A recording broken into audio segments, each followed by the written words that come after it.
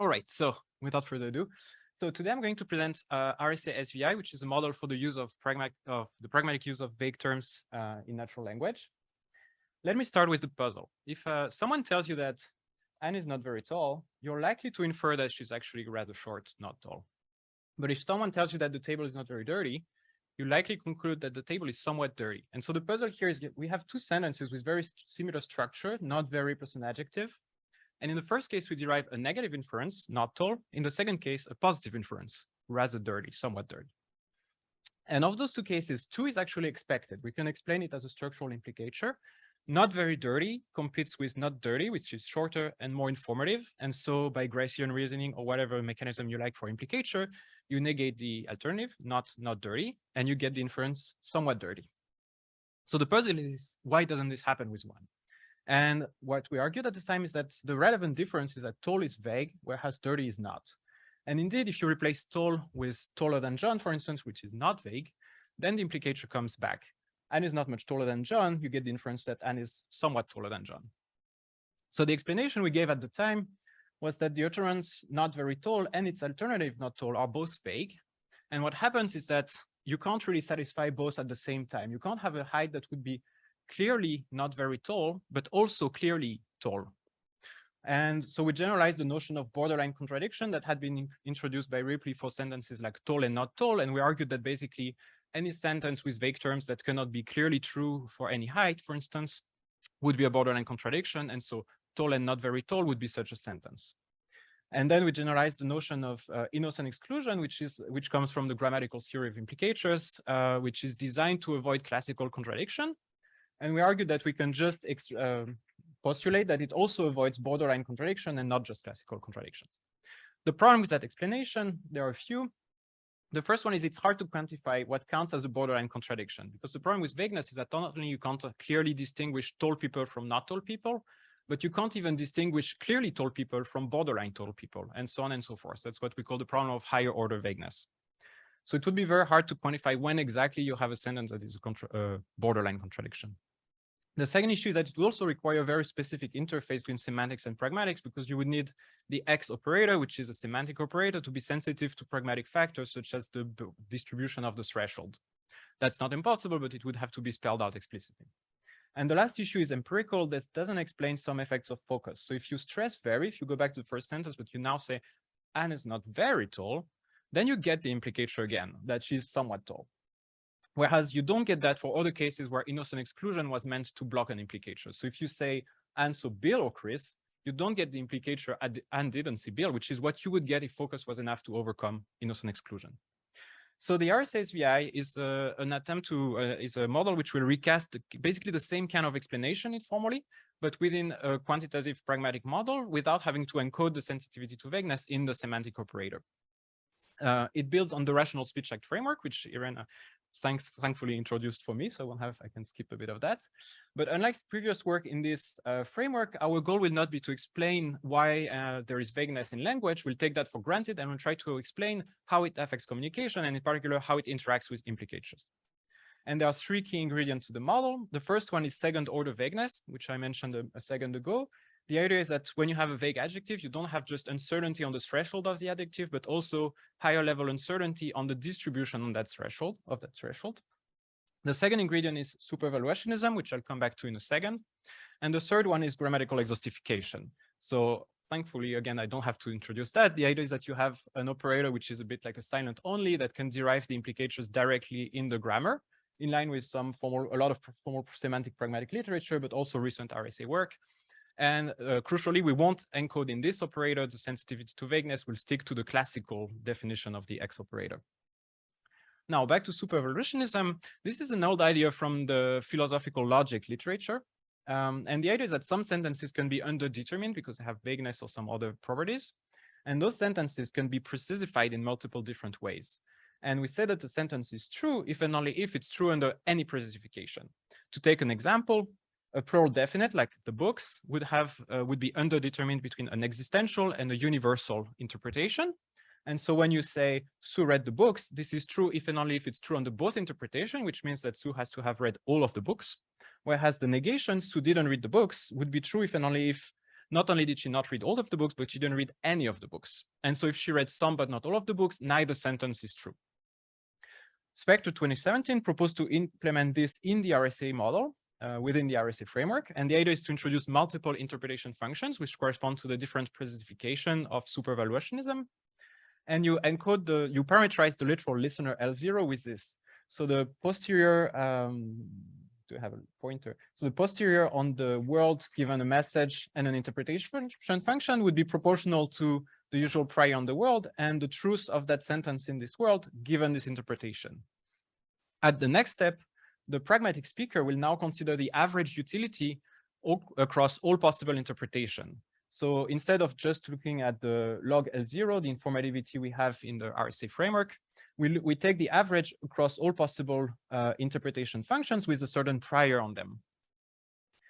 So, and then the next step, we take the usual softmax function to transform this utility function into a probability distribution over messages. You may ask, what is the link with supervaluationism? The idea is that if you assume that, if you imagine that one of the interpretation makes message U false in world W, then the posterior for W for the L0 literal listener parameterized by this elf given this message will be 0. And so the log of that will be minus infinity. And when you feed that into the average utility, this means that the whole thing will return minus infinity. So the utility of this message in this world is minus infinity, and the probability of use is 0. By contraposition, if you want the message to be usable, if you want it to have a probability of use superior to 0, you need to make sure that all of the interpretations makes the message true. Otherwise, the probability of use will be 0. In practice, in my model, I will be dealing with vague terms. So the interpretation functions will be graded. So they won't really reach 0. But because of the way the log works, as soon as you have a few interpretations that have a probability of truth close to 0, this will drag down the utility a lot. And interpretations which are true will basically just add some zeros in the utility, so they won't compensate for that. For the semantics, I assume the usual degree semantics. So Anna is tall would mean something like with a silent pos operator, which turns the adjective into a predicate. And this means that the measurement of Anne by the adjective, typically her height, would be above a certain threshold theta, which at this point is a free variable. For intensifiers, words like vary, I assume that they do the exact same thing, except they maybe add a little variable delta, which means that they increase a little bit the threshold. And we can discuss how we derive the value of this delta, but this is not the point of this model today. The X operator, so the exhaustification operator, in particular would negate the not pos adjective, so the not tall alternative to something like not very tall. And so the exhaustive interpretation of Anna is not very tall would be that Anna's height falls somewhere between theta and theta plus delta. On top of that, I'll turn the model into a graded truth semantics, as I mentioned earlier, by looking at the probability distribution on those three parameters, theta, delta, and so on, parameterized by your big theta. I'll write that like this. So for instance, the interpretation under a certain big theta of the not very edge sentence when we want to convey a degree D and we have an exhaustive parse would just be the probability that D falls between theta and theta plus delta. And if you really don't like graded truth semantics, you can keep the semantics binary and move that step to the RSA model by introducing an S0. It's formally equivalent, so it's really just a matter of taste. The next step is to define the literal listener. Here I will parameterize by this parameter big theta and a parse. So in particular, whether the sentence is exhaustified or not, and I assume that happens at the grammatical level. This looks like the usual formula for the RSA. So the probability, the prior on the world information, here it's a degree, and the interpretation of the sentence given the other three parameters. Note that here, this is not just 0, 1, it can be also anything in between because it's actually a probability already. The next step is to take the utility of a message parse pair. So if we have message U under parse I, we just average over the big theta, and big theta is a continuous parameter. So this average is actually an integral or even a multiple integral, but the idea is exactly the same as the sum in Spectre's model. Note that here we introduce a probability distribution on theta, just like Spectre had a probability distribution on the interpretation functions. And this corresponds to second order vagueness because theta quantifies, parameterizes the distribution of little theta, the threshold for the adjective. So we have uncertainty on little theta, and on top of that, we now have uncertainty on big theta, the second order. That's why we call it second order. And we won't go any further, so that will be the highest we go. Crucially here, we're averaging over big theta and not little theta, because if we did this by averaging over little theta, we would end up with basically a trivalent model, the old-fashioned super-evolutionist model, where you can say tall if and only if you're 100% sure that under any interpretation, you're clearly above the threshold. So here we want to keep the gradedness, the fuzziness of vagueness. So we do that at the next level, at the level of second-order vagueness. And the other thing to notice is that we are not averaging over parses. So the I variable is still a free variable at this point, because we apply the Franke and Bergen global intentions model, which assumes that the pragmatic speaker S1 picks a pair of message and parse that maximizes utility. And they assume that it's it's a listener's job to retrieve the parse. They just pick the parse that they like best.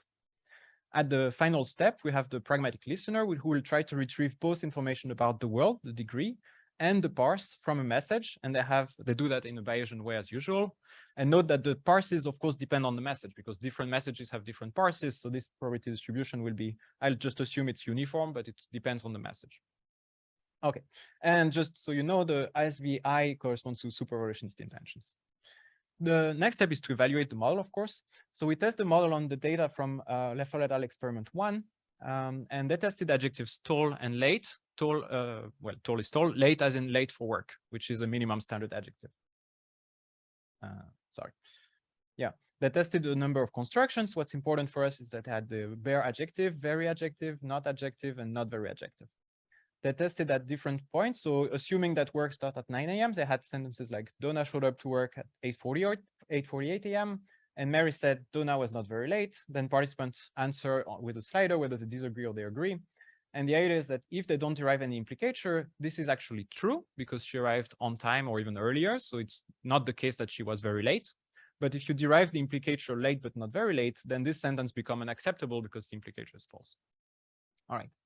So I'll just go through the linking hypothesis. We assume, following Lassiter and Goodman, that the acceptability of a sentence in such an experimental design just tracks the probability that the message is true. But because we have different parses, in particular exhaustive parses, we assume that we take each parse, we take the average over the different parses, and we have a pragmatic component here because we take the posterior at the L1 level for parses given messages. And the last thing we need is the distribution P of theta, because the model assumes that there is vagueness, but it doesn't actually derive it. So we need to feed this information to the model. And we do that by just measuring it on the affirmative sentences, edge and very edge. So the process to evaluate the model is a bit complicated because we start with the affirmative sentences like X is tall, X was very late, etc. We feed that to a first model, which extracts hyperparameter for the vagueness. So the parameter that determine the distribution of big theta. And that gives us basically the vague denotation with first order and second order vagueness, given that we can compute the expected informativity of every message given every degree. And we feed that to a second model, which tries to fit the negative sentences, X is not tall, not late, etc., and not very tall, not very late, by adjusting the parameters of the RSA-Svl model. So the rationality parameter and the cost parameters with a hierarchical model over participants. The model gives a very good fit of the data, thankfully. So on the top of the screen, you have the not very tall cases where you kind of see those downward sigmoids, which is what you expect for a gradable expression, negative expression.